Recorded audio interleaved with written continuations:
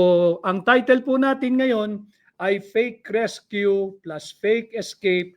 Ang katumbas po niyan ay fake news sapagkat tinutulungan natin ang administrasyon sa kanilang panawagan labanan ng fake news. Kaya linalabanan natin yung fake news na nanggagaling din mismo sa gobyerno. At ito na nga ang ating paksa ngayon. Unahin ko muna yung ating mga nagtatanong. Tayo bilang abogado, nagtatanong po maraming tao whether miyembro ng traditional media at saka ng new media, yung mga kasama natin na miyembro ng new media, yung may mga social media platforms, nangangamba ho sila dahil talagang nawe-weaponize yung batas, lalo na doon sa mga those who are expressing their honest dissent and expressing their honest criticism against the excesses, the abuses, and the corruption of the present administration. Wag ho kayong matakot, uulitin ko, malinaw sa ating saligang batas ang inyong karapatan. Article 3, Section 4. Meron po kayong karapatang magsalita, magpahayag at magbalita. At hindi po yan kailanman pwedeng bawasan. Ganon din ho, meron po kayong karapatan na magpahayag at maging bahagi ng lahat ng usapin na mayroon kinalaman sa publiko. Ayan po ay nakasaad sa Article 3, Section 7 of our Constitution. The right of every Filipino to information and access to information on all matters involving public concern. Ito nga ho yan, yung fake rescue at yung fake escape. Tatalakayin po natin yan ha. Fake rescue at yung fake escape, ang katumbas po nito ay fake news sapagkat nagagaslight po ang mga Pilipino. Ayaw daw po ng pamahalaan ng fake news. Eh di kausapin natin sila ngayon. Ano itong fake rescue na balita? Ano itong fake escape na balita? Ang katumbas po niyan ay fake news. So tinutulungan natin yung kanilang, kung matatawag mang itong advokasya, na labanan ang fake news. At ganun din o, meron din kayong karapatan under Article 13, Section 16, the right of the people to a reasonable degree of participation at all levels of social, economic, and political decision-making shall not be abridged. Malinaw po yan, may karapatan kayong maging bahagi at konsultahin ng gobyerno kagaya nung ginawang pagpirma ng mga mambabatas diyan sa ginagawang huwad na impeachment process laban kay Vice President Inday Sara Duterte. I need help. Ano ito? Pasensya na ho kayo, hindi tayo techie. So, yun po may karapatan kayong maging bahagi. Kaya nga lagi ko sinasabi, sisantehin nyo na yung mga kongresista na pumirma diyan sa huwad na articles of impeachment na pinadala sa Senado. Sisantehin nyo na. Take this midterm election as a renewal of the job employment or employment contract of all these congressmen. Kung kayo ay napapabilang sa distrito na kung saan ang inyong kinatawan ay pumirma dito sa unconstitutional at huwad na impeachment complaint laban kay Vice President Inday Sara Duterte, huwag nyo na pong i-renew yung kanilang employment contract. Sisantehin nyo na po itong mga trabahante natin at mag-hire kayo ng mga bagong kinatawan sa ating mga distrito. Bakit? Sapagkat po sila ay hindi kayo pinaglaban, hindi kayo kinatawan sa Kongreso. Sila po'y representante lamang natin. Hindi ho kayo kinonsulta sa napakahalagang pinirmahan nila yung verified impeachment complaint. You were not consulted, neither was there any public hearing to get the consensus of the people in the respective legislative district or congressional district kung dapat ba silang pumirma o hindi. Tatandaan ninyo, sila ay mga trabahante lamang natin. Saan ka nakakita na yung trabahante ay nagdesisyon ng hindi kinukonsulta yung kanya mga boss o yung kanya mga employer? Kayo po ang mga employer, kayong mga mamamayan sa kada distrito. So yung mga pumirma na mambabatas kada distrito sa impeachment complaint laban kay Vice President Inday Sara, huwag nyo na pong i-renew ang employment contract niyang mga yan. Sisantihin nyo na, maghanap na ho kayo ng kapalit at mga bagong kongresistang kakatawan sa inyong distrito. Tutal, wala po pala tayong proper representation sa Kongreso. Bakit tayo nagbabayad ng buwis? Tinatakot daw po sila na mawawalan ng pondo yung distrito kapag hindi sila pumirma. Maaari bang magkaroon ng ganon? Bayad lang tayo ng bayad ng buwis pero wala tayong representasyon sa Kongreso. Nakakatakot na panukala yung kanilang ginagawa. Para nilang tinutulak ang ordinaryong Pilipino na mauwi na lamang tayo na no taxes because we have no representation. Hindi ba?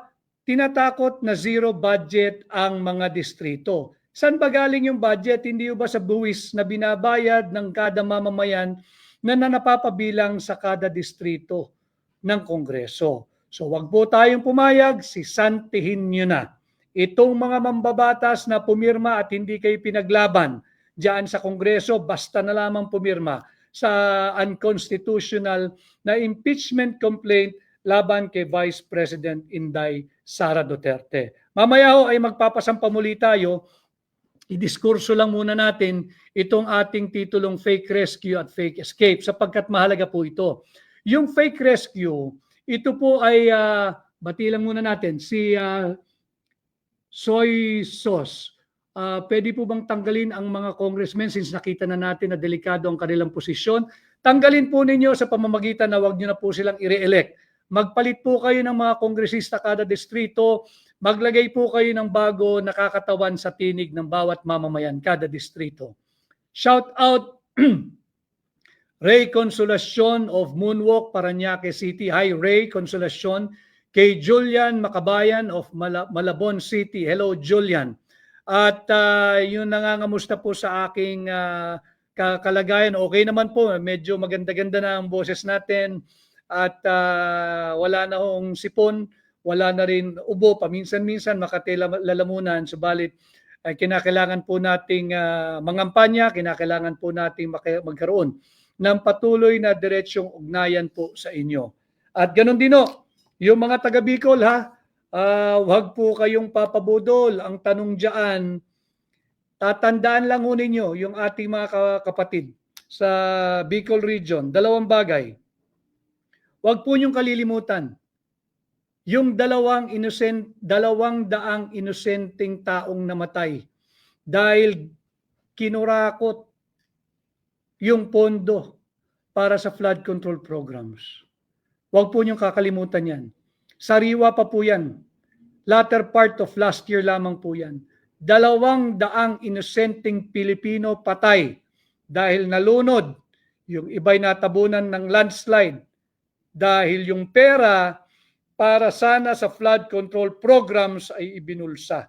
Singilin ninyo ang kasalukuyang administrasyon. Pangalawa, huwag rin ninyong kakalimutan, wala na pong biyaheng Bicol ngayon.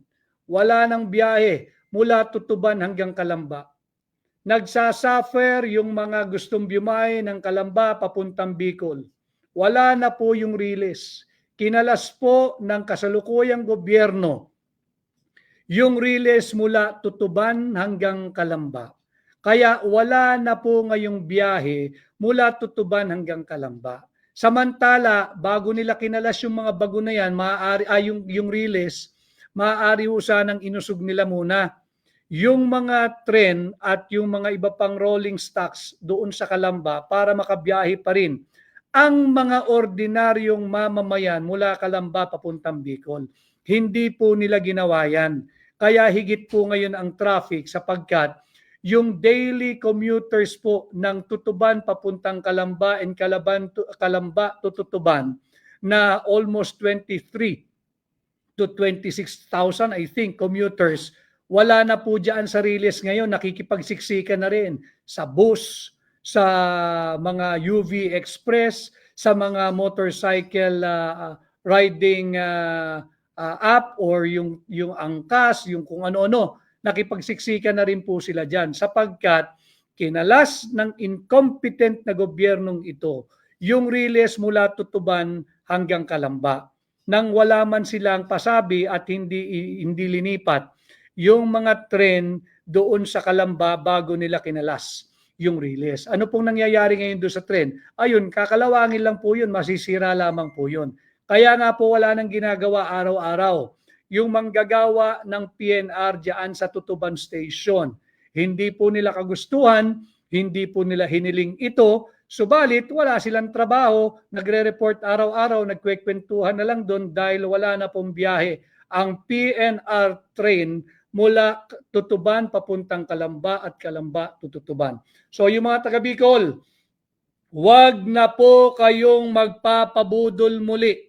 Tandaan ninyo, yung 200 inosenteng Pilipinong namatay dahil binaha kayo diyan. Nagkaroon ng landslide dahil yung pera na dapat sanang ginamit sa flood control programs na uwi sa korupsyon. At ito nga pong biyaheng Bicol, wala na rin dahil sa incompetence ng kasalukuyang administrasyon. Yung mga nagtatanong po sa atin, yung mga kapatid natin sa traditional media at ganun din sa social media, wag ko kayo matakot, uulitin ko. Nandiyan yan sa saligang batas yung karapatan ninyo.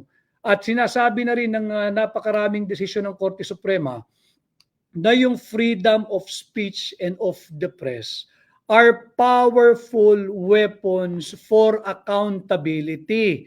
Ito po yung ating gamitin to keep the government's enormous powers in check para hindi tayo abusuhin at para mailathala at para maibulgar ang lahat ng korupsyon na nangyayari at nagaganap sa ating bansa. Kay Fidel Odias, ang sama talaga ng administrasyong Bangag. Kay Rose Parcon,